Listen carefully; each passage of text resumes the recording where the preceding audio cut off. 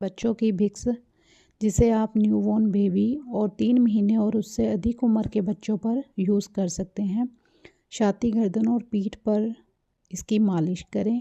आराम पाने के लिए बच्चे की छाती, गर्दन, पीठ और पैरों के निचले हिस्से पर धीरे धीरे से मालिश करें। और जूस ना होने पर इस जार का ढक्कन बंद करके रखें और ठंडी जगह पर रखें।